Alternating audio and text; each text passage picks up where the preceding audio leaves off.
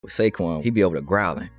So when he growling, growls? Like, yeah, like he in that mode. So like he was on the sideline, he was growling. I was like, yeah, he in that mode. Yeah. When he go to growling, it's a whole different animal now.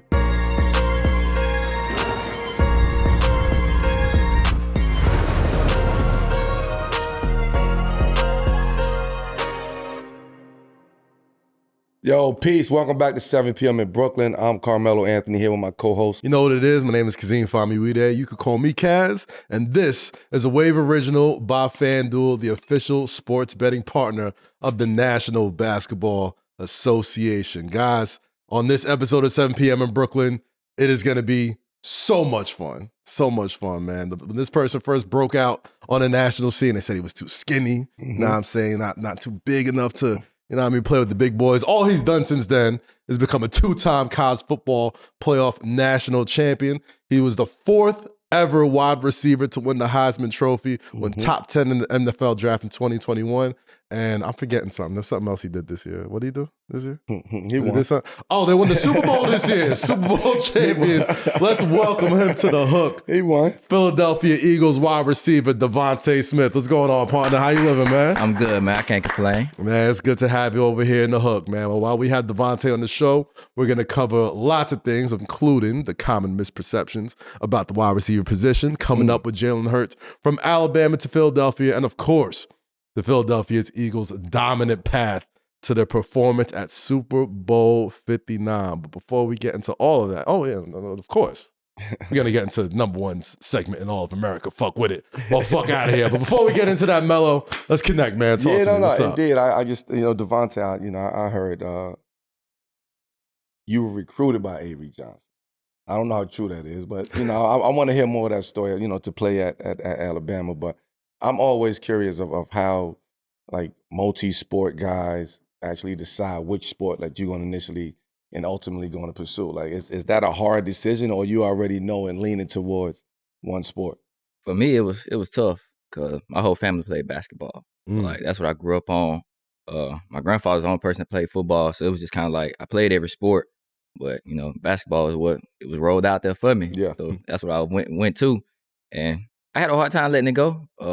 Vince, my mentor, he kind of broke it down to me. It's not about always doing what you want to do, but doing what's best for you. Indeed. And, at the time, football was for sure that, but I just couldn't let basketball go. He tried to get me to stop playing, but I ain't stopped. Your mentor's a football. He's a football guy.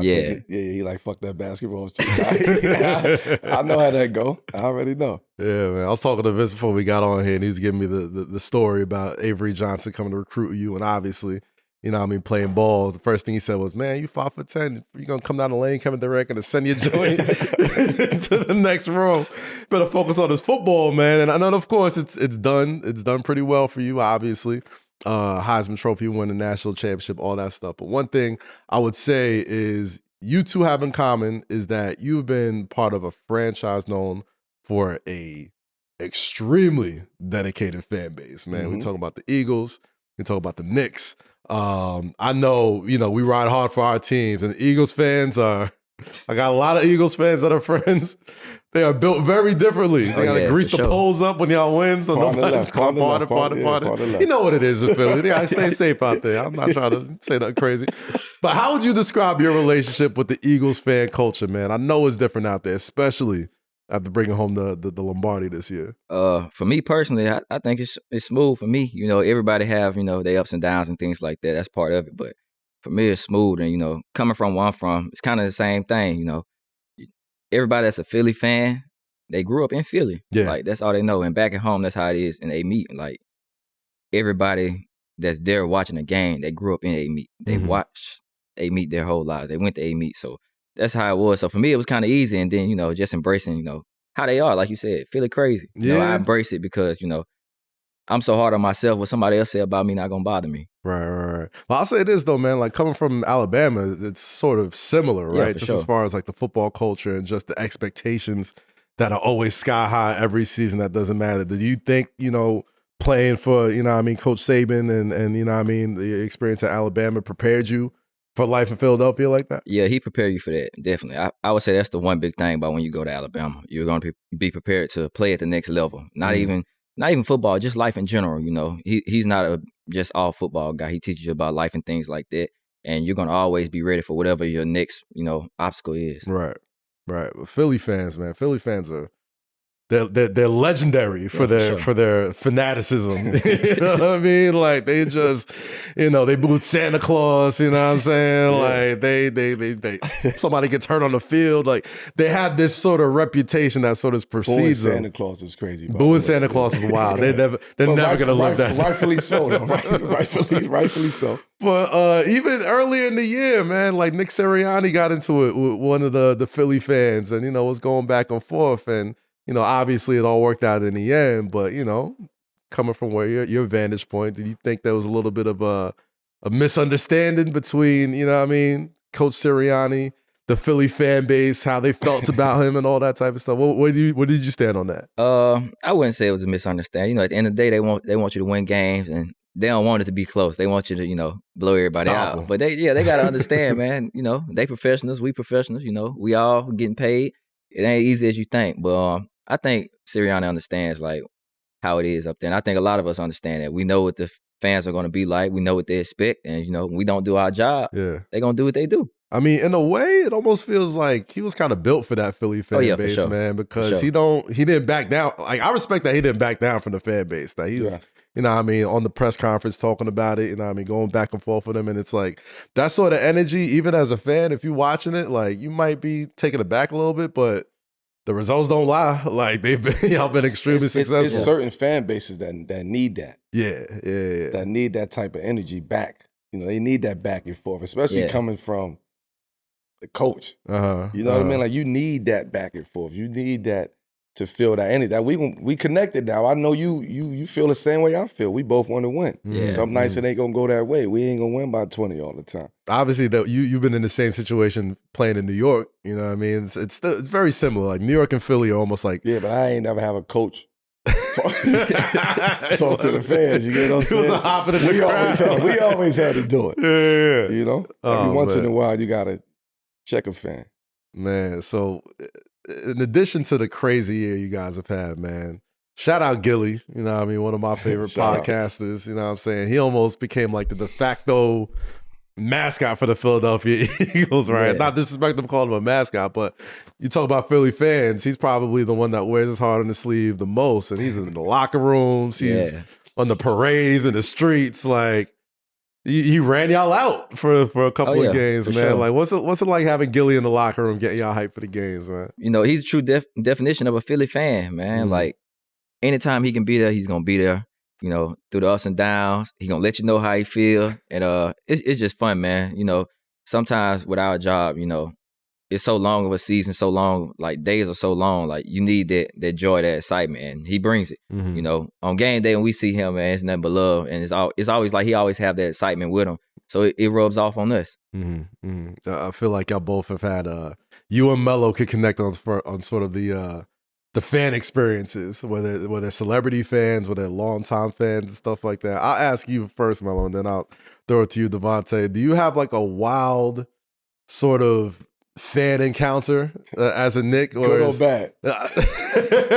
You tell me. Like, all right, give me a good one, like involving somebody in the same sort of realm of like a Gilly, as far as like a celebrity, whatever, and then give me a crazy one where it's just like, yo, this city, this place is. It's cool, like as a competitor, to like. You understand the fans is there. You understand, like, the difference between a fan that's actually like a fan of the team and enjoying the game and enjoying the competition, and they gonna take up for their team and you gonna take up for you, and like I like that type of energy. I can talk to you all day in the game. Right. I can talk shit to you, talk shit back, but it's respect. It's the ones that cross that line and they start saying shit. They don't know about the game. They don't know. They only thing they know is what they saying on Twitter, on Instagram, or on the news. Yeah. So those are the ones that really go overboard. They the ones who tell you fuck you. They the ones who's saying shit about your mom. Shit like they the ones who go overboard. I had an experience. Actually, I was with the Lakers. I think. Okay. I think I was with the Lakers. It was somebody, and Philly. And the man, Some Philly fans. Right. So I understand that, though. Right. You know what I'm saying? I understand. I know the assignment. I know the environment I'm in. I'm laughing and joking with one of the guys, and this man, this white man tells, run down the court, boy, or some shit like that. Oh, see? Okay. And I like, at this point in time, I'm like, what? Like, I look back at him like, and my mind was just off. So I'm arguing with him. It's another nigga in a half court arguing with me, but he ain't really arguing with me. He trying to. He's into the game. He's into the game, but he's a fan, but he got to cheer for Philly. So I understand that. But I'm talking shit to him, and they get all bundled up. Damn. So my energy towards this guy end up going towards this guy. I'm like, what? And I start walking towards the actual fan. And he like, no, I'm just saying, I'm a fan. No, I'm a fan. It's that guy over there. That's the one who got you know what I'm saying? bro. So it's like it's a fine line that you actually cross. So it's, when you start talking that language, boy, and certain shit. There's certain trigger words where it's like, this ain't even about the game right now. Yeah. But if you as a fan, like, here's a message to the fans. If you just want to be in the game and enjoy the game, if you want to talk shit to D. Smith and say, little shit, like, that's fine and cool. But don't cross the line. Yeah. You get what I'm saying? Because we humans at the end of the day. We family, man. We got kids. We got families. You don't know who the family sent behind you. That's true. You don't know what's going on. So if you want to enjoy the game, enjoy the game. You might not make it out of that arena. Right. Like, you just enjoy the game. And if he drop a pass, just say, why the fuck he dropped the pass? You can be mad at him dropping the pass, but you don't got to attack anything else after that. So that's mine. That's mine. Okay. That's my way of thinking about it. All right. Tay, I know the encounter is a little different with you because, there's a little bit of a barrier in the stadium, you know what I'm saying? So I remember earlier in the season, there was a lot of questions about, the quarterback getting the ball to the wide receivers. You know what I'm saying? There was a lot of chatter from fans and all that type of stuff. When, it was still early in the season, a little bit off the Sirianni thing going on. There was a lot of questions about a lot of energy. The energy was not where it is right now with Eagles fans, right? Do you remember like any sort of specific moment with the fans where you were just kind of like, man, like this is insane right now. Like they don't even know what's really going on in this locker room and how we trying to play and all this type of stuff. What was that whole?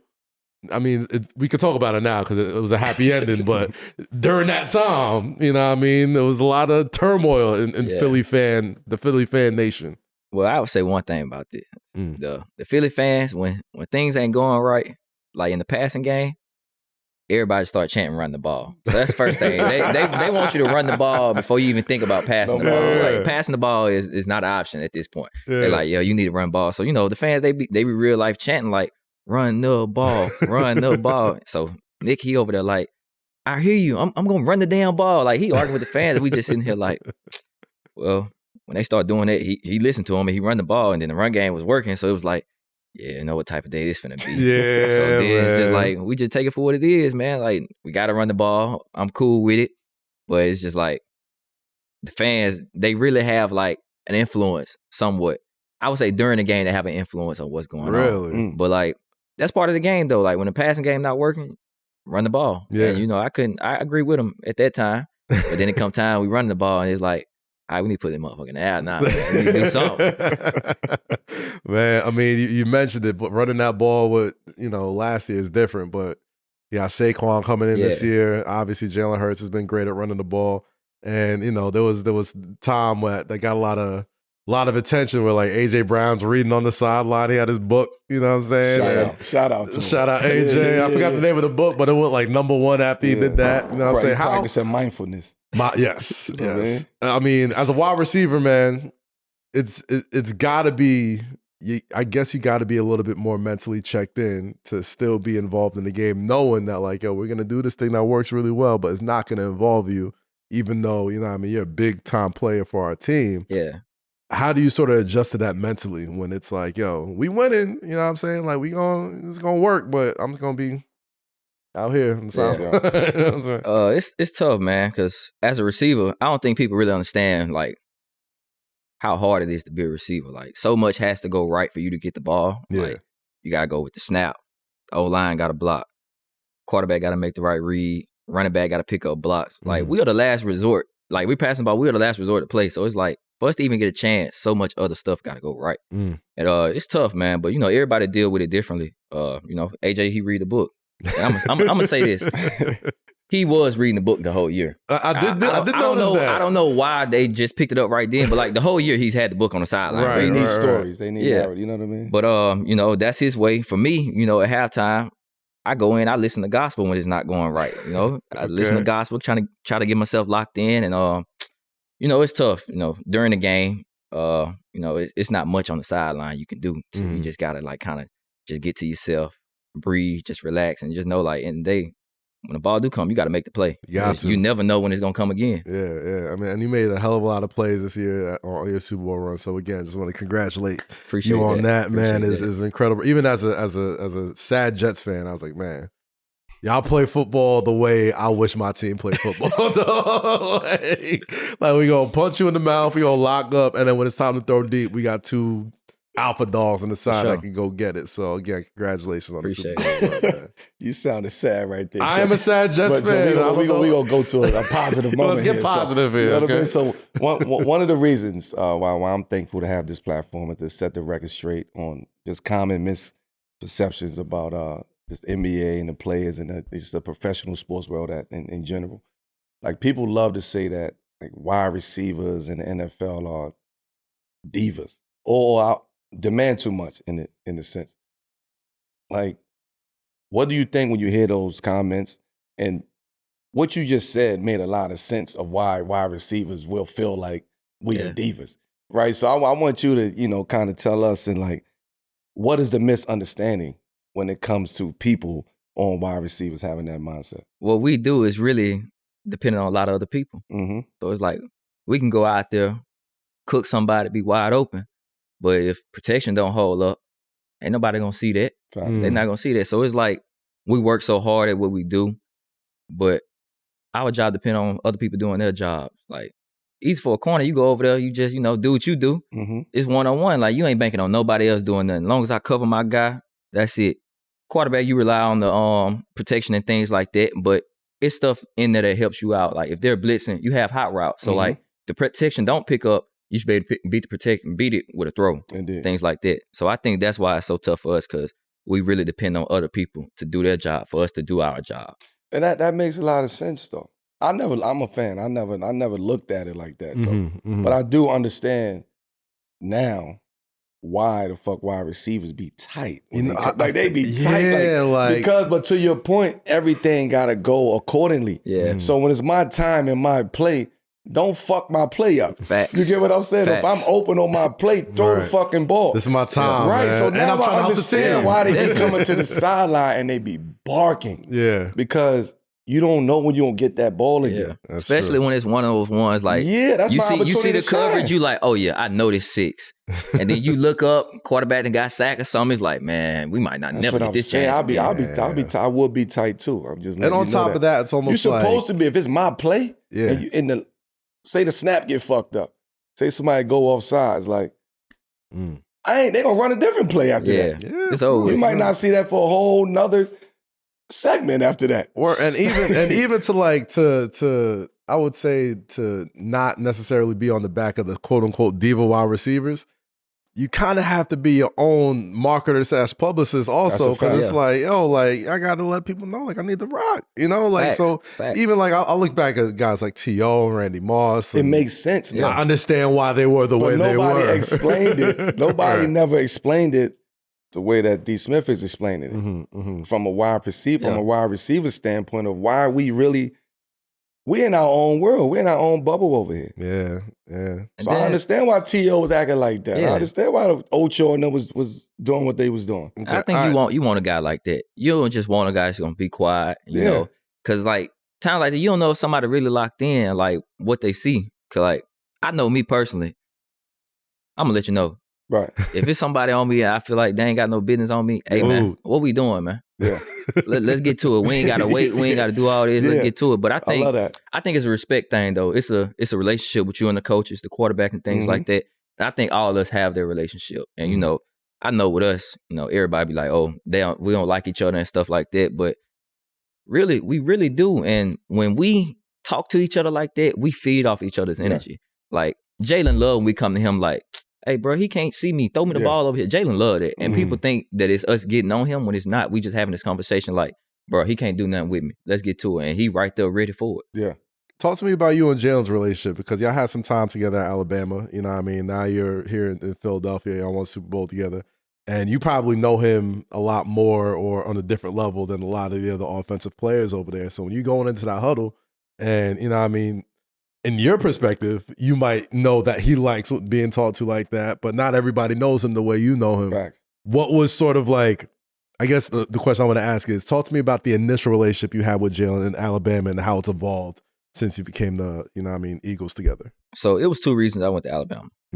Jalen was one reason, and Coach Burns was the other reason. And you know, every time I went up there, I was with Jalen, and like that at that time, that's all I like. I knew Jalen, I knew Shy. It was the only two people I knew. So just being there, I was comfortable with him knowing that, okay, if I do go, he's gonna be the quarterback. He's somebody I can relate to, somebody I have a relationship with. So I was like, okay, I'm cool there.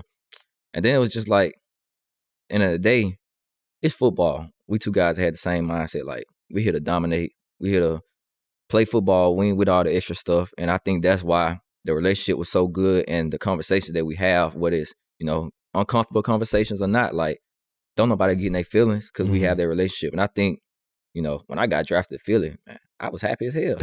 Like, I got my dog here, you know. I know he was vouching for me. And it was just like, we about to pick up where we left off at. And it was just so good to have that relationship, to get in there. Because, you know, in the league, it's kind of different from college. Right. In college, when you get there, it's not I would say expectations for you to come in and do this. When you get to the league, you drafted, you know, first round, your expectations to come in and produce. Yeah. So it was like, it made me more comfortable being with him, someone that, you know, I had that relationship with, I kind of had a connection to, and just knowing that if I don't got nothing else in this city, I know I got him. And like, that's just made it so much easier for me. I think what makes it even more unique is Jalen's story, right? Like, we all saw the national championship. He gets subbed out for Tua, you know what I'm saying? Y'all still going with the Natty. And the way he handled it told me everything I need to know about him. Like, ever since then, I'm like, all right, like, that's somebody you want in the foxhole with you. He went to Oklahoma and killed and all that, but y'all still found your way back to each other eventually. Man, going from that to winning it all this year. I mean, I've seen a few NFL films, clips together, y'all talking and whatnot, but damn, y'all had to have known each other since what, high school? Since before high school and stuff like that? And having that whole journey. Not a lot of quarterback and wide receivers have that sort of connection for that long and have it pay off in the biggest way possible. So I guess my question to you is, you know, what was the first thing y'all sort of told each other when it was like, I mean, it's different for the Chiefs, y'all stomped them, but like when y'all first realized, like, yo, we really about to do this, like, what was the conversation that y'all were having with each other on that sideline? So last year, after the season, you know, I think we lost like the last 7 games. I went to his crib. You know, we chilling, shooting pool, just talking about the season and how, you know, how everything went down. And then, like, that moment clicked for me, like, when we was up big, and it was just like, I remember, like, sitting, shooting pool. We was talking about, man, you know, next year gonna be our year. We're gonna be back there. We're gonna be back at the crib for you. And just, like, at that time, it was like, it was so emotional for me, because it was like, bro, we really, like, spoke this up. And, like, now we hear all the work that we went through this whole offseason. You know, everybody talking about, we ain't gonna do this, we ain't gonna do that.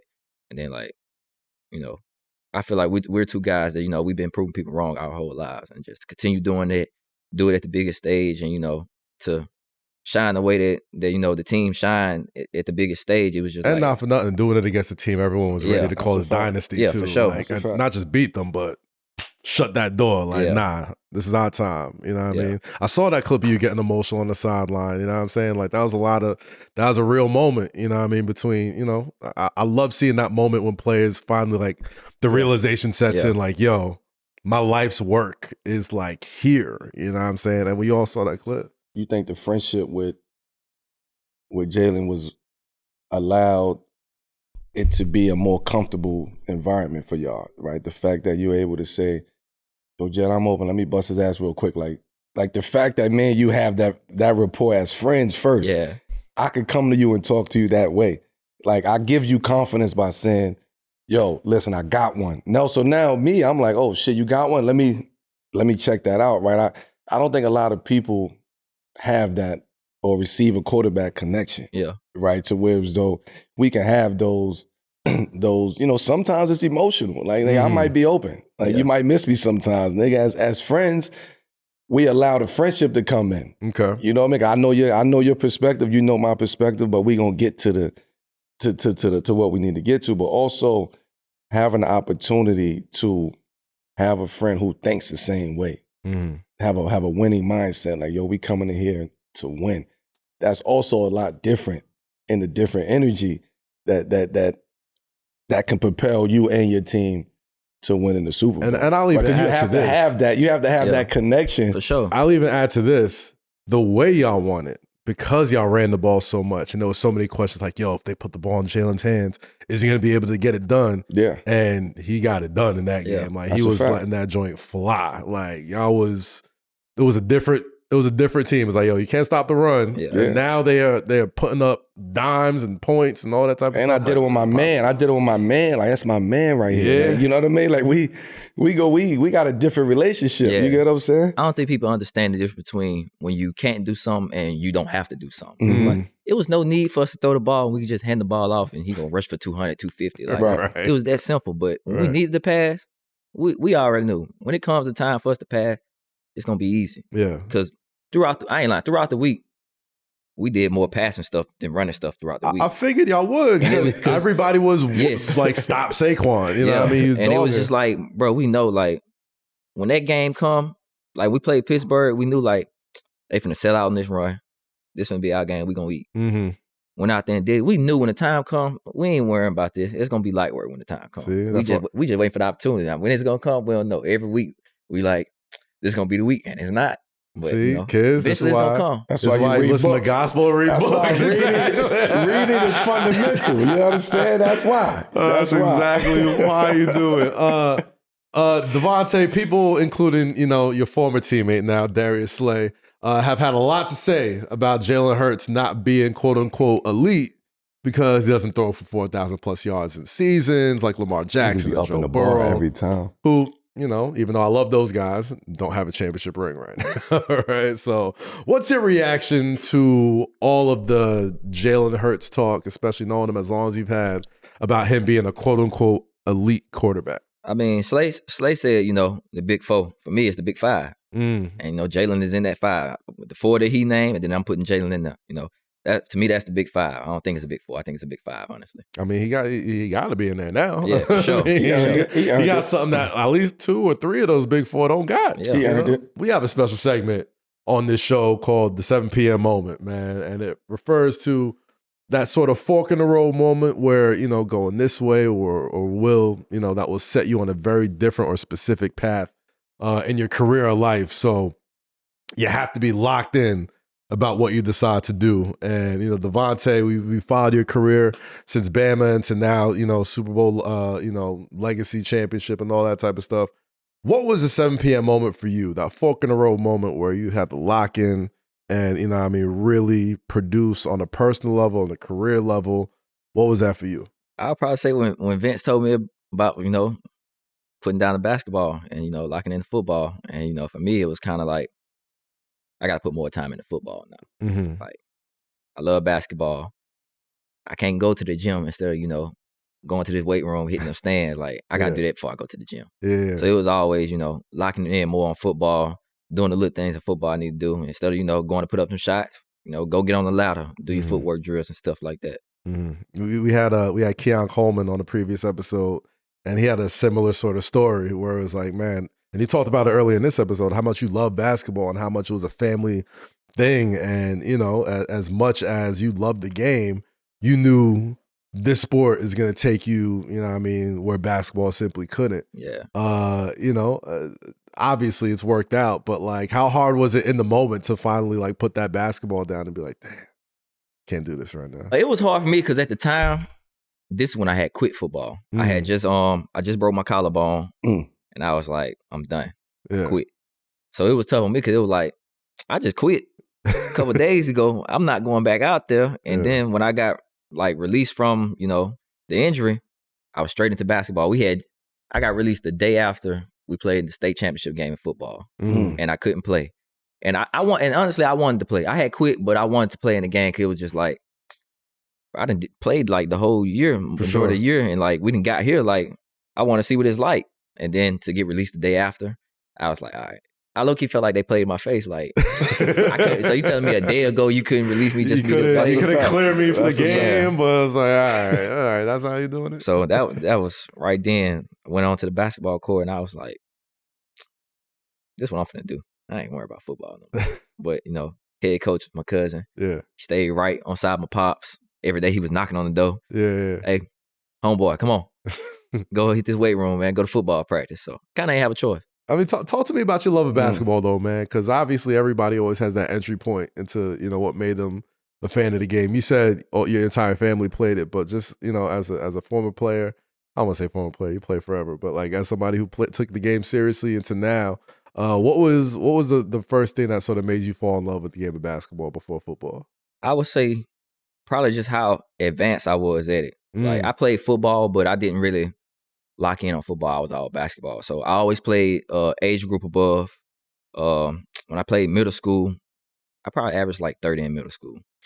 Like, if I looked at myself in middle school, you couldn't tell me I wasn't going to the NBA. And then when I got to high school, you know, I was playing football, so I couldn't just go play basketball. So it was like I wasn't necessarily starting, or, you know, you come off the football field, go to basketball court, you know, conditioning different. Yeah, that's very different. You ain't got your handle no more. You ain't got your jumper how you used to. So you had to kind of work on it. And it was just like, I think I was just so advanced that at that time, all I knew was basketball. I played football just because, you know, my mom signed me up for it and just to play, but I didn't really care for football. Oh, really? Like, everything I did at that time was basketball. I stayed right on side of the park. I jumped the fence. I hit a basketball dribbling. I jumped the fence, go play basketball. I played with the older guys over there, you know. I always had the good basketball, so, you know, ain't nobody playing unless I can play. You ain't got no ball to play with unless I play. And then I'm taking the ball home when we done playing. Yeah, just like that. Y'all kick me out the court. Okay, give me my ball. I'm finna go home, and I'm finna go shoot it and just go right here across the fence, and y'all gonna watch me play by myself. And that's just how it was. Taking my ball with me, punk. On the left. Was there an exact moment in your, I guess, high school career where it was like, you saw like a ranking from yourself playing basketball, football? It's like, damn, all right, if I continue doing this, like, were you like highly regarded playing football coming out of there, and were you still kind of like off it as a basketball player? Like, when did you sort of know that, like, outside of the injury, that damn, I might have a more longevity playing this sport than that sport? So, my freshman year playing basketball, you know, we had some hoopers my freshman year, and just watching them play. And I played varsity as a freshman in basketball. And it was just like our two stars, like watching them, I was like, oh, they hooping. Like, I thought I was hooping. Like, they really hooping. Like, this different. Yeah. And then going to my sophomore year, I'm in class, and I got 2 calls from LSU and Ole Miss, and I got my first football offer. And I was like, all right, it's kind of sitting in. That'll change it. Yeah. Like, I got to lock in for real. Yeah. Was there a possibility of you going to LSU? No, I hated LSU. I never liked LSU. Being from like 30 minutes from Baton Rouge, I hated LSU. Really? Yeah. I knew for sure I was never going to LSU. Why did you feel that way about LSU? I just never liked them. I just didn't. Growing up, I was an Oregon fan. Really? So it was just like, I just didn't like Was LSU. it the unis that you like? Yeah, Oregon? it was for sure the unis. It was for sure the unis. What part of Louisiana? Meet. I feel like that's a common thread with the Louisiana folks, man. Keon was here a couple days ago, and it's just like, you know, it's being from there. I don't know what it's like for, you know what I mean, playing at a high level and playing in the neighborhood, I guess the neighborhood university and stuff like that. But for some reason, I was like, yo, I want to get away. Like, get me out of here. We gotta get the fuck out Honestly, of here. I didn't like Alabama either. Vincent was a big Alabama fan. I didn't like Alabama. All right, so what convinced you to choose Bama? Well, I want to know the school. Yeah. Who was the choices? What it came down to? Not the choice. You had everybody, but it was crazy. What it came down to. He brought you a Heisman. So anybody listening to this, don't take offense. Yeah, that's a fact. I just want to know, like, what was the last 4? So it's crazy because I was committed to Georgia, and then they had a coaching change, so I didn't go there. But then it seemed like everywhere I wanted to go, something happened. I wanted to go to Ole Miss, and then, you know, they had the recruiting stuff going on, stuff like that. That was bad timing. Then I wanted to go to Baylor, and then they had the stuff going on with them. So I was like, I'm gonna just chill because right now it don't look like I'm supposed to be nowhere. And then like as I got to my senior year, it was just like Bama is really the only place that I can see myself being. And at one point, Coach Saban didn't offer me. So it was like I was really on some like I gotta go somewhere in the SEC, play Bama. So I gotta bust cook 'em. their ass. And then it was just like as I got older, I was like, is this really the only place I want to be? Is nowhere else I want to go? With your goals and you know what I mean, your aspirations, like you have to be here. Facts. You have to be here. I get it. And Tay, there's only 4 wide receivers in the long story history of college football to ever win the Heisman Trophy. Facts. And you're one of them. Say that again. It's only 4. Thousands and thousands and thousands of college football players that's played. You are one of 4 to ever win the Heisman Trophy. Do you consider yourself the greatest college football wide receiver of all time? 2 natties, Heisman Trophy. Ain't shit. I mean, come on, man. Like, That's you got tough. a Super Bowl under your belt now. Like, the resume is strong for somebody who kind of only wanted to play football. We before you answer that, we give flowers over here. That's you what know we I'm do. saying, and we allow other people to give themselves flowers as appreciate well. that. So we gave you your flowers. We want you to give your own self flowers because what he just said and that stat alone sets you apart from everybody else. You're in a very You get small what I'm room. saying? Like no matter whatever happens, they can't take that Yeah, away. for That sure. number ain't gonna keep growing and growing and growing. Yeah. Like that number might be there for a long time at 4. I appreciate that, but I say yeah. Yeah, I say yeah. Didn't take that much convincing. It's like, yeah, you're right, you're right. But then again, like the receiver in me, you know, that kind of watched other receivers, like guys that didn't, you know, get the opportunities I had. Like you had Julio, That's a fact. who was in a run first offense, was the only option in the pass game, doing the things that he did. Still killing. You had Coop, Mm-hmm. who was just like cooking everybody. Mm-hmm. And it's just like you had guys like that, you know. Of course, you got Justin Blackman. He won Biletnikoff back to back. Yeah. Like it's guys like that. He was just like, I know I was cooking, but they was cooking too. And Right. Like, you got to have respect for them, and it's just like, you know, those guys kind of, you know, made me want to do what I did. Made me want like take my receiver stuff to another level. Yeah, man. And he But was we also talking about the 4. We ain't talking about everybody who was cooking. Oh, we talking about the we four. talking about the 4. The other Out ones. of the 4, where you at? Honestly. I mean, we talking about greatness at this point in time. You know what I'm Yeah. saying? Out of them, I'm one. Copy. Out of them. Say that. I hear these legendary stories about guys who walked into Alabama's campus with Saban for the first day, killing whatever they was at, and then you walk in there and you're just like, yo, there's pros to the left of me, pros to the right of me. You know what I'm saying? Like it's almost everybody I've ever talked to that played in Alabama when Alabama was everything, or you know, the U, when the U had everybody, like they're always like, yo, I thought I was killing, but this is another level. Was it sort of like a culture shock for you walking onto that campus, playing for Saban? The sort of the aura that sort of comes from being I don't know how many natties he had at that point, but I'm sure he had a lot already. Yeah.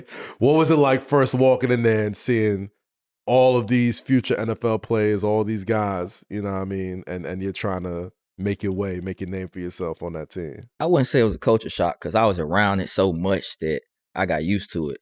Like I went on visits to Alabama so much. It was like I was always around them guys. I always knew what they had. But I would say it was humbling for sure. Yeah. You know, I remember my first day at 7-on-7. I'm out there against Mika. And, you know, got open, caught my little pass, feeling good. The next play, he jammed the shit out of me. And I was like, okay, this is real. This is different. Yeah, this is real. It's been crazy watching you come up, man, because I said it in the beginning of the show. When you first broke out, everybody always had something to say about your build and your size and, you know, being 5'10" and only, you know, I mean, they call you Skinny Batman and Plastic Man and all these names that refer to you not being, you know, when you think about dominant wide receivers, you think of 6'4", 210, freaking natures like Randy Moss and Terrell Owens and you know, I mean, all these type of people. Aside from obviously just being a competitor, how much of that talk of you know, you said you've been down, people have been down your entire life.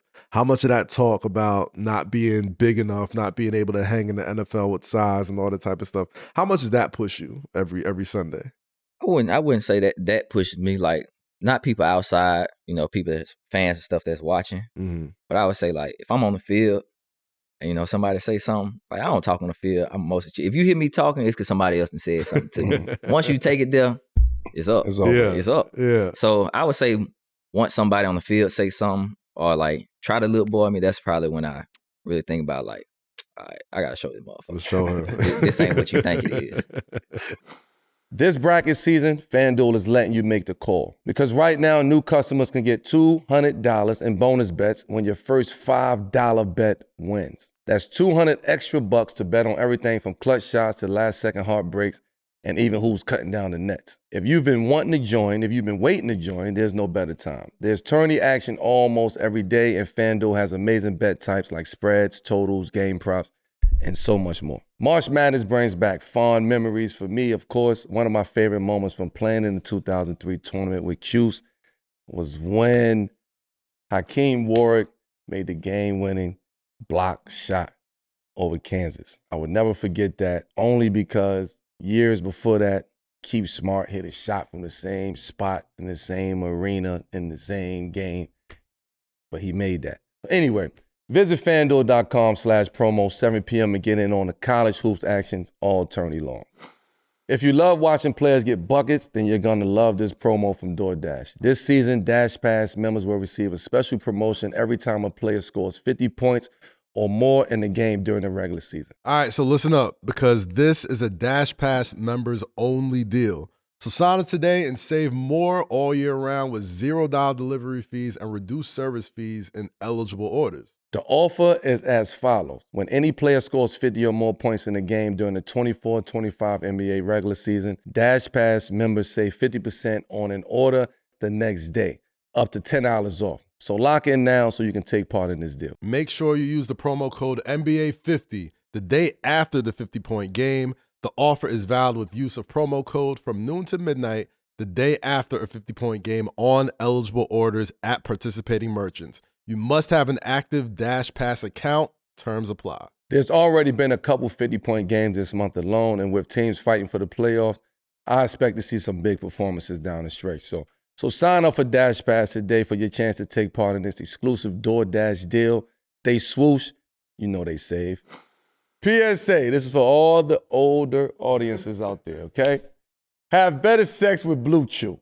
Blue Chew is the original brand offering chewable tablets for better sex. And starting now, Blue Chew is offering a combo so strong, it'll knock your socks off and your neighbor's socks off. You have to move towns with the amount of noise you'll be making. Oh, that's right, man. Blue Chew Max has arrived, and it combines the active ingredients of Viagra and Cialis into one chewable. That's crazy. This combo acts fast and lasts, and the best part, securing the Blue Chew tablets is all done online. That means no visits to the doctor's office. That means no awkward conversations, and definitely no waiting in line at the pharmacy. That's right. So just sign up at BlueChew.com, consult with one of their licensed medical providers, and once you're approved, you'll receive your prescription within days. You can even get your first month of Blue Chew for free. Facts. We can all relate to wanting to feel like a champ, especially in the bedroom, and Blue Chew can help. Make life easier by getting harder, and discover your options at BlueChew.com. And remember, we've got a special deal for our listeners. Try your first month of Blue Chew free when you use promo code 7PM. All you got to do is pay the $5 shipping. That's $5 worth spending. That's promo code 7PM. Visit BlueChew.com for more details and important safety information. And we thank Blue Chew for actually sponsoring the podcast. Yeah, shout out Blue Chew, man. It's a theme that's been coming up a lot so far. This season on 7 p.m. in Brooklyn is the disconnect between OGs and the young guys in the NBA particularly. Talk about who in the NFL has bridged that gap for you. Like, who are some of the NFL stars, or just players? You don't have to be a star. Just what players you've learned from directly, not somebody third party, like somebody that you have a real relationship with that can actually walk you through it or show you how this is actually done in the right way. I say Slay. Slay, like that's my OG. Yeah. Like when I first came into the league, going against Slay every day, you know, it was rough. Slay told me every route I was finna run, how he knew I was finna run it, why, what I was doing that was like giving it away. So like He the one that really like showed me like you have to be on everything. It's little stuff that you do that you don't know that you're doing that's telling every route you're finna run. Like it came to the point I was running routes and like I was at the top of my route and Slay was calling the route out, stop route, slant. And they was just like, what am I doing to let him know this? And like he walked me through it. And I think that's why I'm so like mentally, I feel like I'm so advanced in the game. Like from a film study to, you know, how a DB is finna press, like what he's comfortable with, what he's not comfortable with. It's probably because of Slay. I feel like, especially in the NFL, we talk a lot about the NBA, the connection between younger guys, vets, OGs. But it feels like that's so important in the NFL because it's a grown man's league, right? Like as much as I love the NBA, it's definitely skewed towards like, yo, it's the kids run the show. You know what I mean? You might have one vet on your team, you know what I'm saying? But the NFL, you walk in there, those are guys that have seen it all, done it all, you know what I mean? Like you said, Darius Slay, he knew your joints before he even, you know what I mean, set up and got up on the line, man. So I guess one question I want to ask you is just like, as far as veterans are concerned, man, why do you think it is that, you know, when you get to the NFL or just seeing, you know, the way the NFL is sort of ran by adults and grown men, that it sort of helps players like you, and I guess for the worst part, doesn't help other players that don't necessarily lock in as being like, all right, like I got to take this seriously. I mean, we've seen it in certain situations where, you know what I mean, some players flame out, you know what I mean? You obviously have it. You obviously had a great relationship with your vets. Why do you think that is, in your opinion? I think because, you know, the leash in the NFL is so much shorter. Like, we're the only sport that practice more than they play. True. So it's like you have so much time to get the understanding, to know what you're supposed to do. And if you're not doing it, what's your excuse? We practice 4 days out the week. You play for 2 hours. There's no need for you to not know what you're doing. There's no reason that you shouldn't be able to go out here and perform, because it's like you got so much time to perfect the stuff that you need to do that when you get to the game, it should be easy. So I think that's why, just because, you know, I think those older guys understand like the leash in the NFL is so much like shorter because you got so much time to perfect your craft. Yeah. And that next man up mentality is very real too. Like you out for a week or two and somebody performs. Yeah. They're going to rock with who's performing. So let's talk about this Super Bowl success, man. Obviously, again, congratulations on winning the Super Bowl this year with the Philadelphia Eagles and going into the bye week this year. You had an early one. The Eagles still hadn't really hit their stride. What was this? So tell me what was really discussed between you, your teammates, and the coaches during that bye week that helped really turn the team around. Now, before, you know, we talked about, I guess before the cameras went on, we was talking about, you know, how the bye weeks during the NFL season, depending where they are, you know what I mean? Like you get, you know, there's not a whole lot to do, but you're looking forward to it. Talk to me about how that affected the season and what you guys sort of talked about before y'all really hit the ground running in the second half. Well, I don't know what they talked about. You know, ain't nobody talked to me, but you know, I think the coaches, you know, I know the O-line, that's kind of like our spokesperson on the offense is the O-line. You know? Right. When the O-line want to get something done, they get it done. Okay. So they went and whatever they talked to the coach about, they talked about. But you know, the bye week thing, man, it's tricky because if you have it early in the season, it's like you're still kind of fresh. You know, you went through camp and stuff, but you wasn't just, they wasn't necessarily, it depends. I say it depends on where you're at. I'm about to say, you in Philly, it's still warm out. Yeah, they take care of us. You know, our camp not too hard. They take care of us and things like that. But I heard about places like New England where they really grinding out there. And like, you feeling every day that you out there. They still got Hell Week and all that out there in New England. So I think it depends. Like when you have it early, it's kind of like, man, you know, you don't get that reset. That reset is kind of too early because like, I'm still fresh. Week 4, I'm still fresh. Like, I didn't need the bye week. Right. Now, if you got it late in the season, that's the best thing ever.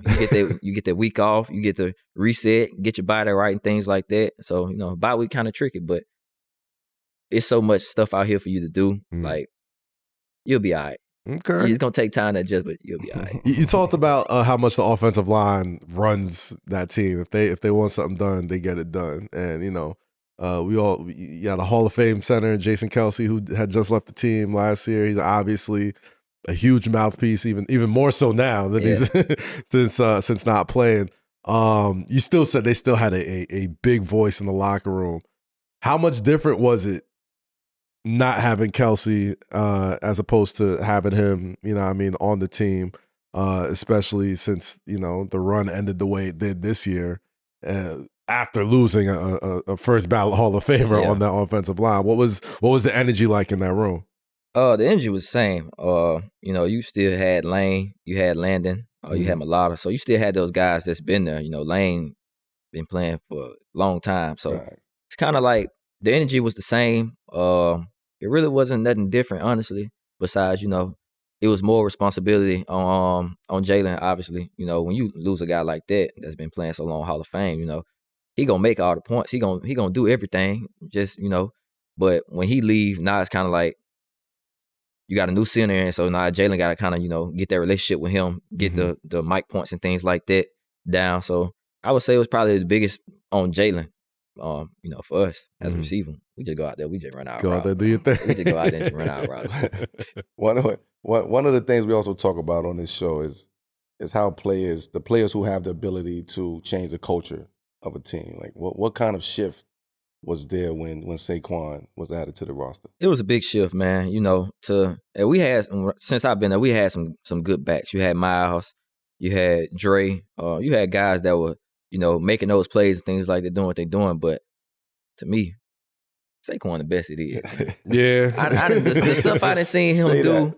And honestly, during training camp, I was watching him and I was like, okay, he cold, he got it. Yeah. But then when you watch him in the game, it was just like, this motherfucker's different. Yeah. I ain't never seen nothing like this. Fuck them narratives. The way, and I ain't lying, as a receiver blocking, once I put hands on, I'm looking back to see where he at, trying to make sure, he got the lane and stuff. And sometimes I just see him the way he jump cut. And then when he hit the hole, it's like he hit a whole different gear. And you're not catching him. And it was just bro, I ain't never seen nothing like it. Yeah. The ability to just be able to jump cut in tight spaces, and then when you want to get full speed, you're there now. It's no build up. It's right now you're at full speed. I gotta ask this question, man. We in New York. I know it was hard for a lot of Giants fans. You played them twice a year. I was at one of the games. At the first game, Saquon came back to MetLife. I was in there. I think he had a chance to break the single. He had a chance to break some record or something like that. He was like, nah, I'm good. Cool. That was nice to do in front of the cameras, right? Behind the scenes, you know what I mean? Especially the way he left New York, and obviously being a good teammate, you want to go out there and win it for him and ball out for him, especially in front of his the team that didn't want to pay him his bread, to be honest, right? I didn't want him. I didn't want him. Yeah. You know what I'm saying? What were the conversations like with Saquon leading up to the Giants games, even just in preseason, in the offseason, just working out with him? Obviously, he's always been a great running back, but this year he took it to a MVP all-world level. Did you see that a sort of different sort of mentality to him going into that this season, obviously? So when you're in the game, everybody kind of got their own look gesture of when they in that mode. Okay. So with Saquon, when he be over to growling. So when he growling, he growls? He in that mode. So he was on the sideline, he was growling. I was like, oh yeah, he in that mode. Then that's when he ran the dude over. I like, yeah, he in that mode. Yeah. Everybody had their gestures. For me, if I beat on my chest, I'm in that mode. Okay. When he go to growling, whole different animal, man.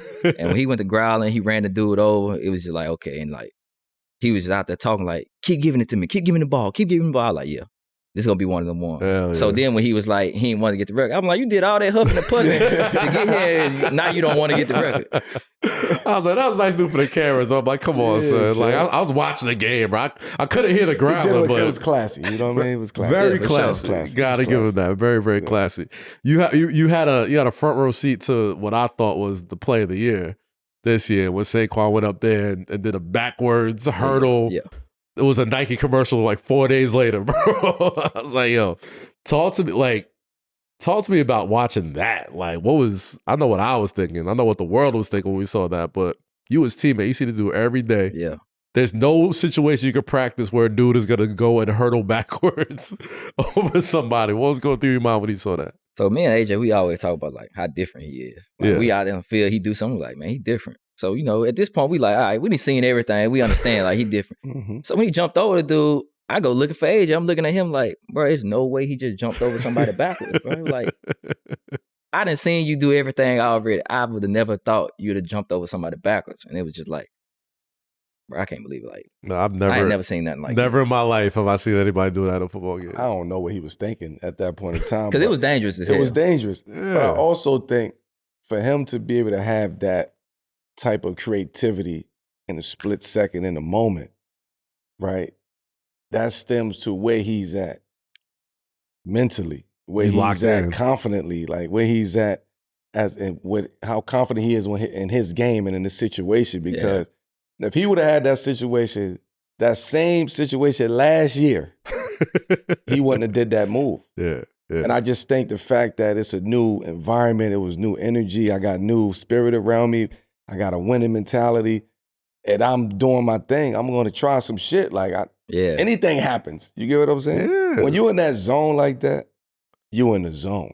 When you see like a Steph in the zone and he used to be shooting from half court and shit's looking around, chewing his mouthpiece and shit. He did a Kobe fade. It's those zones. Like, you just 40 feet out the other night in Brooklyn. You got to make spectacular players make spectacular plays. You get what I'm saying? So I just think that it stems from just where he was at personally. Like, just at a level of just peace and like, man, I'm having fun. I'm back having fun with the game of football. That's a big part of it. You know, how everybody energy is around you. Like, if the energy not good around you, it's gonna affect you. Facts. Like, you can try to brush that off all you want. You try and be a good pro. Yeah, if the energy is not good around you, it's gonna find its way to get to you. Mm-hmm. You're a product of your environment. Yeah. At the end of the day, you trying to survive. So, you know, that move just made me, like, when I watched that, I'm like, damn, like, he in a different mode. Like, he in a different mind state where shit is just flowing for him. I still can't believe you pull that off. Even if you were a defender, you're like, oh yeah, I'm about to take. And then all of a sudden the dude is over your head. Like, you're not even, like, it's so unique. Like, I don't even think, you can't even game plan for a joint like that. That's where it's like, it's beyond X's and O's at this point, bro. Yeah. Like, this dude is on another level, man. The Eagles' performance during the Super Bowl was a masterclass. A masterclass in how to beat Patrick Mahomes and the Chiefs, a team that a lot of people thought was on their way to dynasty mode and getting the first team to three-peat and all that type of stuff.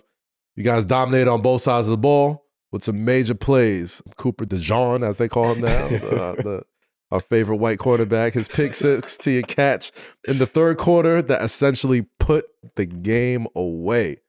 The wings was already out. The bottles was popped before the fourth quarter. It was a wrap after that. Is that when you knew, like, all right, this is... We wrapped this up when you got that catch? I would say yeah and no. I kind of knew it because the way defense was playing, it was just like lights out. Yeah, But even there was still a little bit of part of me. I'm like, that's Patrick Mahomes. Like going into halftime, we was like, okay, they got the ball. If they go score here and they come out the half, they get the ball and score again. This is a game. So it was like, you can't forget that. But it was like, bro, the defense playing so good. Yeah. Like, it's kind of routes. But when that play there, so like. The whole game, I've been calling for the play, but I had a little hammy issue. So it was like, we don't want to call it, mess up your hamstring. So the whole game I'm calling for it. Then when they called it, they was like, go get it. But this worked. This it. Like, we gonna take you out and things like that. Yeah. And I was like, well, y'all say the best play for last then, man. I was like, I'm going to give them all on this. So went out there, ran it. And, I seen the coverage. When I seen the safety come down, I was like, oh, yeah, this it right here. About to be food. Seen the ball now. I was like, yeah, it's wraps. It's over with now. I ain't gonna lie. That was a hell of a play, Chad. As much as y'all was dominating, I was still sitting there like, they still got Mahomes over there. They got Brady on commentary. Yeah, that's They was talking like, yo, I was down this many points. I could come back. They was locked in, though. Like, bro, they defense was locked in. Once he caught that ball, I was like, yeah, nah, it's curtains. Yeah, their defense was locked in. It's crazy. Your teammate, the fellow wide receiver A.J. Brown, said something interesting 2 days post-Super Bowl win.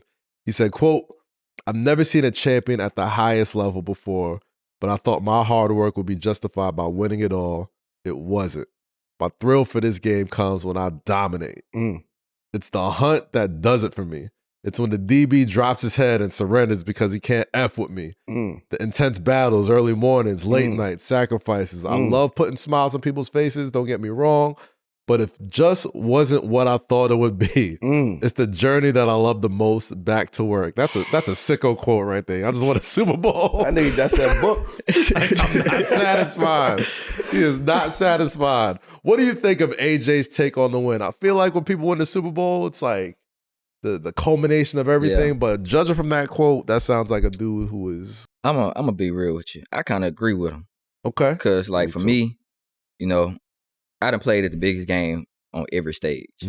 And when I think for me, the Super Bowl, it felt like that just because I was at home. And like, it was just the emotion of me being home. But like, once we won, it was just kind of like, Really? Yeah. Like, let's get back to it. Yeah, let's get back to it. Like, I think if the Super Bowl was anywhere else, I wouldn't have like been emotional, and it wouldn't have seemed like it was so much for me. Well, I think let's it think was about just it, because right? I was at home. You back home, you know what I mean? You've played in that. I'm pretty sure one of the national championships that you played in was in Louisiana also, right? One of the playoff games. One of the playoff games, right. So like, you've not only been in the biggest games, but you've been in the biggest games in as comfortable an environment as you could possibly be in. So, I mean, it's wild to hear, you know what I mean, you say that like, hey, like, all right, this is cool, but I guess that's sort of mentality you need to have to win over and over and over. I think for me, it's just because I'd have done it so much. Like, I know what they feel like already. So it's like, just go ahead and get another one. Yeah, I don't know if you heard that, but that was the sound of all Philadelphia getting extremely excited and happy.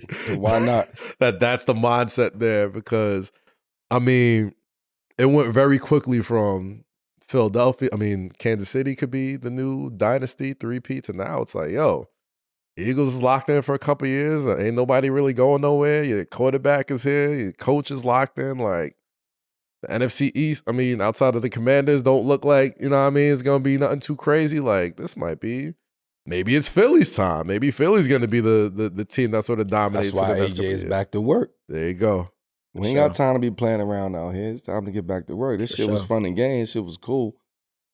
We got to get back to work. That's sicko mentality right there. The joint when he said, that's the right mentality. I'm only here to dominate. If you ain't got that mentality out there, I would say you thinking wrong, motherfucker. Like, it's back to work. When he was saying about, you know, the DB putting his head down and stuff like that, you get a rush from something like that. Yeah. Like when you out there just cooking a dude, and like you can tell when he defeated and he just don't want no more. Like you get a rush from something like that, and it's just like there is no feeling better than that in the game of football than when you know you dominating the person. What quarter did that feeling hit you during the Super Bowl? Because I was seeing Travis Kelce and Mahomes having looks on their face that I had never seen them have in their face. And I know they didn't have cameras on all the DBs, but was there a moment during the Super Bowl that you saw somebody like, oh yeah, they're done? I would say, and you could name the cornerback for extra credit. I wouldn't say it was a cornerback going against, but I would say when Milk got the strip, I would say right then, like it was just like, oh yeah, like you can see on their offense, like they cooked. They ain't got nothing left on it. That's like Mike Tyson said, you look a man in his eyes. You look him in his eyes, he look down, it's over. Yeah. It's the same shit. Like when you know you got something on the hook, oh man, dance, champ. Like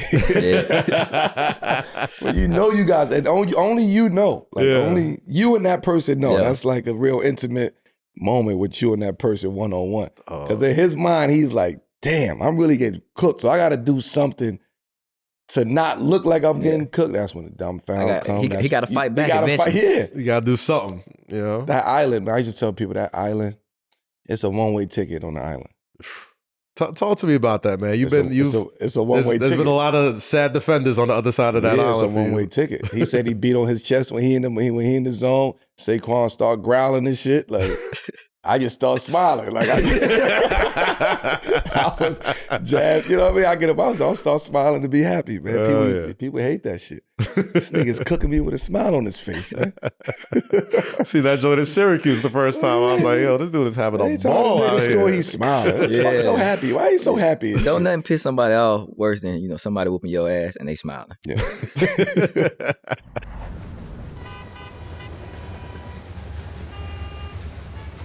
Guys, you know what time it is? It is time for America's #1 segment. DeVonta, we love to wrap up each episode with a round of the #1 segment in all of America and all of podcasts, all of sports. It's called Fuck With It or Fuck Outta Here. This is where we react to a trending topic online in the world of sports, pop culture, and we decide if we are fucking with it or we getting it the fuck out of here. Are you ready? I'll do it. Tay, Melo, let's go. NFL Film still hasn't been able to secure a team for next seasons of Hard Knocks, right? Bill Belichick's UNC squad is rumored to be next up on Hard Knocks, but apparently they couldn't reach a deal. After providing an inside look at the Giants' embarrassing offseason approach with Saquon Barkley, I don't think any team is ever going to put themselves up there for Hard Knocks front office. That is kind of crazy, but fuck with it or fuck out of here. NFL teams passing on the opportunity to be featured on Hard Knocks. I fuck with it. Okay, all right. Now I don't know if you've never done Hard Knocks before, right? But you know people who have.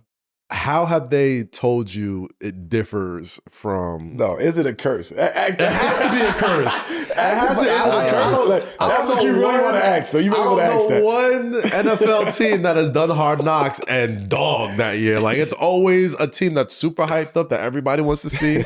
That everybody wants to see what the locker room's gonna look like, and then it's just like by week 4 or 5, you know it's not gonna be that type of season. I guess. Do you think there's a Hard Knocks curse out there? Do you think the Madden curse passed the baton? I wouldn't say it's a curse. I think they just pick teams, they feel got a lot of stuff going on, like a lot of drama and stuff like that, which I'm surprised they haven't mentioned the idea of this.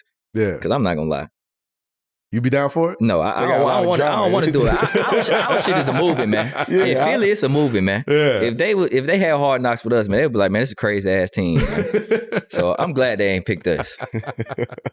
I mean, damn, I mean, I don't know if they've ever done one on a team after winning a Super Bowl, but I mean, shoot, they're probably gonna watch this and be like, hey, Philly, let's make we decline, man.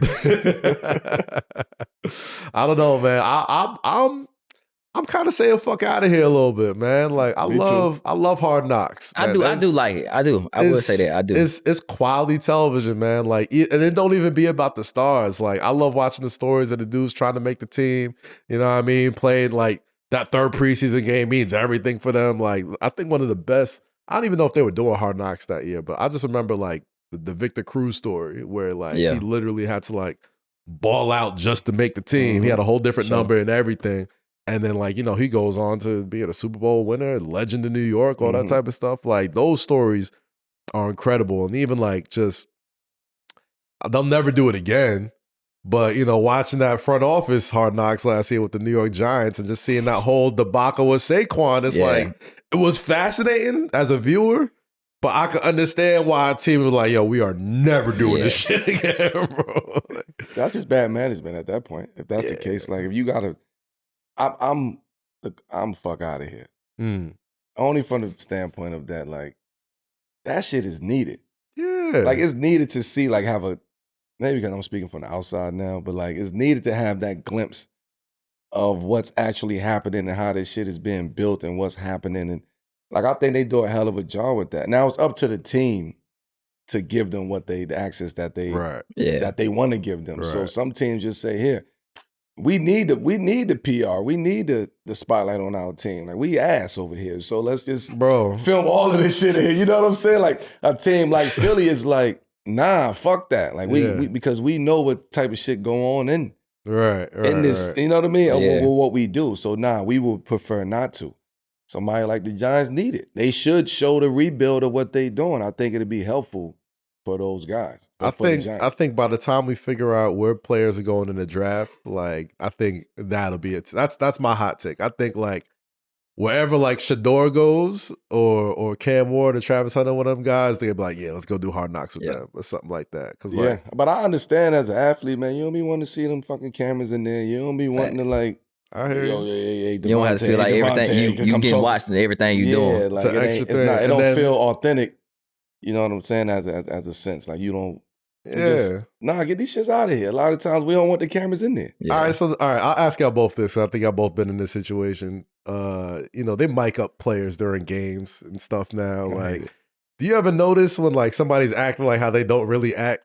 just because they know they mic'd up and they getting followed or something like that? Yeah, of course. Yeah. Come on, man. Sure. That's, you know what time it is. You be Yeah. watching the game like, man, this nigga out Yeah, here for sure. bluffing. Man. Trying to do mad extra talk like, whoa, guys, let's get together, Yeah. fellas. Don't Like, talk like that. Get out of here, nigga. You don't even know the plays, nigga. But I think it's good though, because sometimes it shows like how people like truly act on the field. Like I know for me, like I come off as quiet, but when I'm on the field, I'm a completely different person. Ooh, yeah. I'm a completely different person on the field. So I'm on the field, I ain't like I got a cursing problem. Of course. So I get on the field, I'm cursing all game. But like if you just around me, like I won't talk that much. Yeah. I gotta tell you, I man. think it's different for football though. Like football, I think we want to see that. You get what I'm saying? Like we want all the extra shit that we could get from football experience as a fan, because we ain't seeing y'all. Y'all got the helmets on, y'all got pads on. We ain't really seeing y'all. I want to see that personality. So unless I'm watching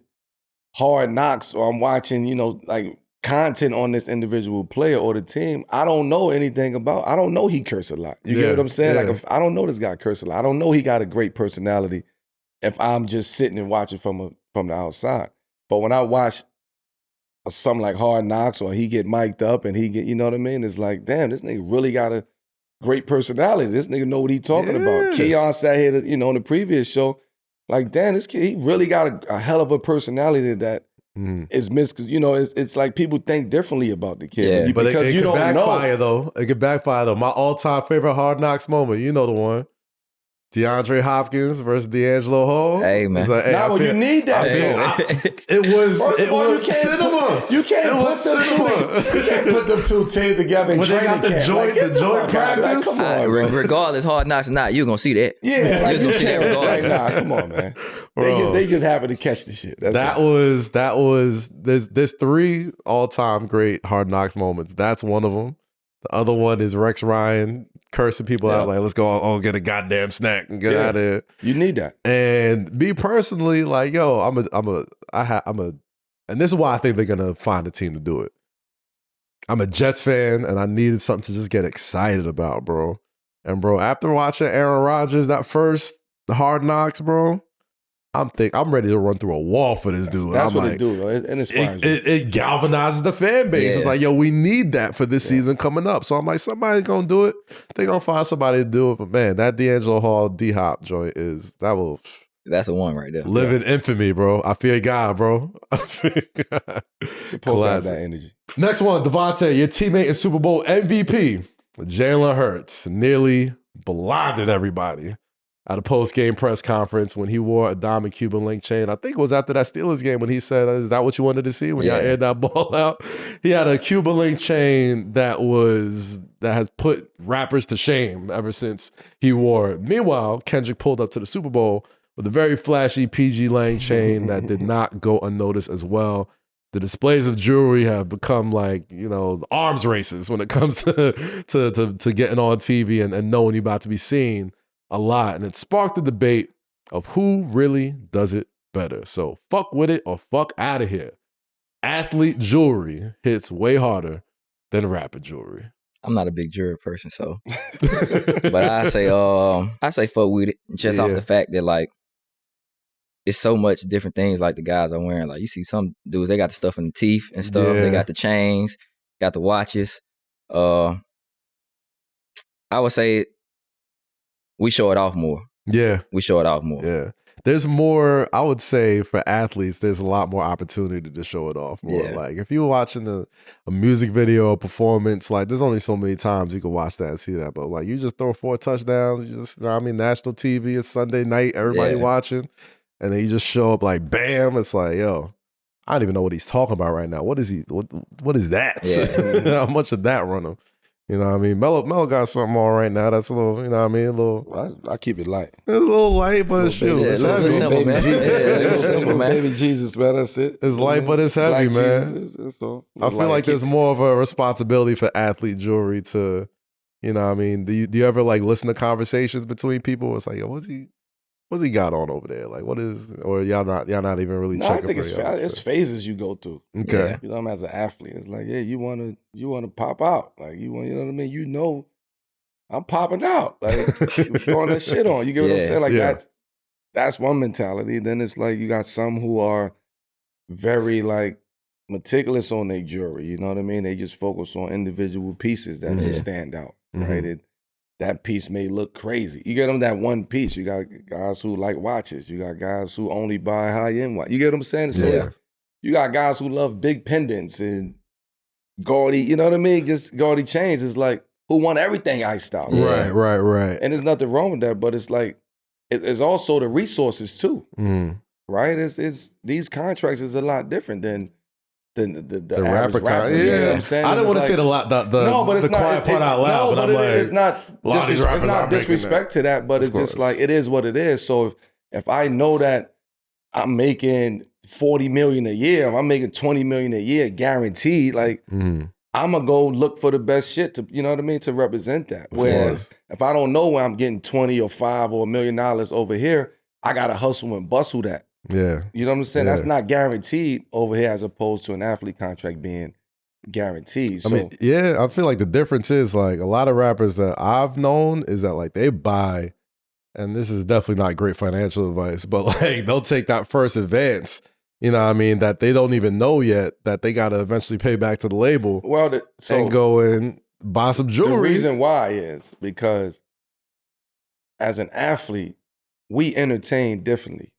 We entertain by our skill set and our talent, and we on the court and we playing basketball and we shoot hoops and we catching footballs, and like we entertain differently. The way that they entertain, they're very forward facing.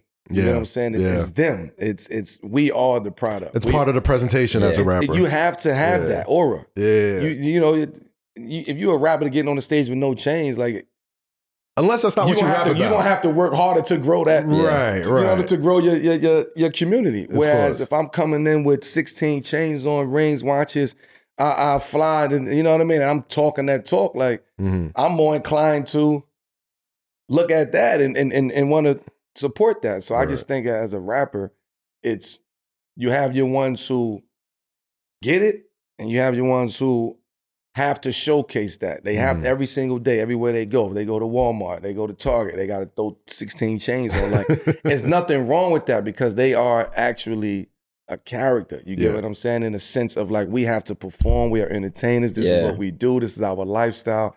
That lifestyle don't cut off. Nah. You're always that. Whereas with us, they can go in helmets and shoulder pads and then go home and be, nobody know who the fuck they are. But I'll tell you this though, the one difference between NFL players and NBA players, a lot of NFL players, they wear their jewelry in the game. Like they'll have a chain on, they have a grill on. But like I think that's super. I think that's dope. I think it's dope. You're not doing that in the NBA. If I could wear a Rollie in the game, I'm wearing a Rollie in the game. You get what I'm saying? Like, I'm gonna wear a Rollie in the game. Like, I just think they could do that though. You know what I mean? That's what Rolex need to do. They need to make a wristband with the Rollie in it so you don't cut nobody. Yeah, just so you can rock it.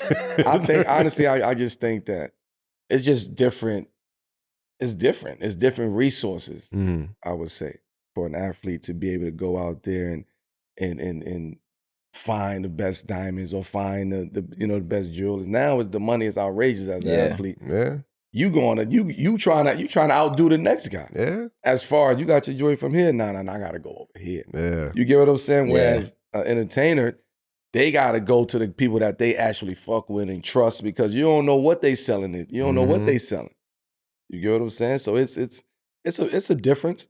Yeah. It's definitely a difference. I mean, I think the biggest difference is resources. That's what I'm saying. I'm fucking with it because of the resources and because like athletes are a lot more like it's a headline when you sign a contract. It's like Jalen Hurts, $200 million. Like, we know that. It's a piece. You know what I'm saying? Like, you could do your research and find out how much a rapper's making, but it's not it's not the headline news on SportsCenter if Kendrick Lamar signs a $100 million deal. You know what I'm saying? I used to be that. I used to have all the chains and shit. I was big shit. You know what I'm saying? Big Baltimore Ravens chains, Oreo chains, project shit. Like, I had all of that. Big Breitling watches. I had iced out. I had all of that shit. You get what I'm saying? So it's like, I still fuck with it. You know what I mean? It's a time to throw it on. It's a time to play that game. It's a time to have fun. But then it's like, most of the time, you just want to, as you get older, man, you're like, man, I just want some fly shit. Like, I just want something that's small, discreet, for sure, powerful. Like, it's about statements at that point. You want to be able to go eat and nigga be like, damn, that nigga, what the fuck is that he got on? Not like, man, what the fuck he got on? It's a big difference. Like, this is an interesting combo because it's like I feel like when certain people get to a certain age or even like have reached a certain level, it's like they want their wealth to not be as loud. It's like, well, it's a status symbol. Yeah, I think the bigger the chain, the bigger the guard, the bigger the diamonds, it's a status symbol. It shows that I'm getting to it. Mm-hmm. You get what I'm saying? So it's like some people, they go buy big chains when they ain't really got shit just to, show that just to say I got a big chain. Say I'm doing something. Just pretend like some people really is doing it, so they gonna show you how we we upping it up. We raising the bar every single time that we do this. So I gotta come with a bigger chain, a bigger piece, a nicer chain, nicer piece, nicer watch every time that I step out, because now everybody is checking my wrist. Everybody's checking what I got around my neck. Everybody's checking the earrings. And that's a fucked up game to play. It is. I'd rather go get me a dope piece, some shit that nobody even know. Yeah. And like the watch collectors know. And make you Google it. Yeah. Like I just make you Google this shit. Man, I'll tell you this. If I signed a $200 million like Jalen Hurts, you will see me with some shit on. There will be clues everywhere. Yeah.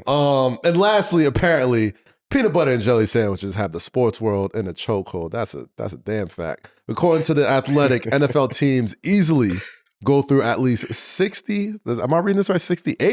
80,000 Uncrustables a year. That is crazy. In the NBA, the pregame PB&J sandwiches for the Wizards locker room are made entirely from scratch and have amassed a huge following. Even Russell Westbrook says that he has eaten 2 peanut butter and jelly sandwiches on game day since high school. According to ESPN, the obsession can be traced back to KG and the 2007-2008 Celtics squad. Fuck with it or fuck out of here.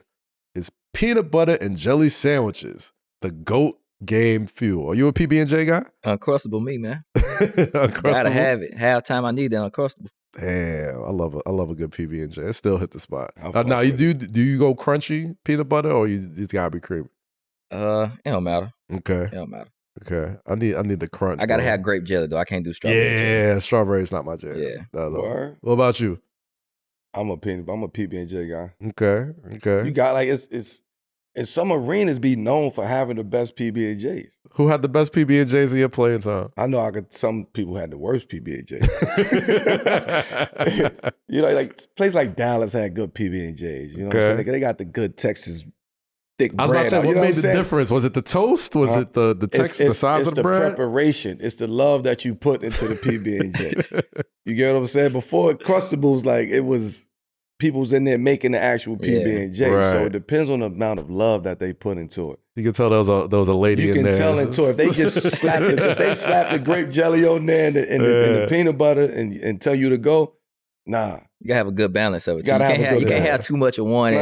That's true. You gotta take your time. I've seen people had it. They do the ice cream scoop of the jelly and just plop it on the bread and just smash together. That's nasty. Just ready to clock in and go home. That's you nasty. Get what I'm saying? They ready. But the ones who they know that this is the routine and the players like this, like they find out he love Crustables. He love it this way. He loved it. You know what I mean? Like they cater to that. Now, do y'all have a specific type? You say Uncrustables is your joint. Do you do your PB&Js with the crust on, crust off, with toasted bread, crust not off, toasted, toasted? Okay, light butter.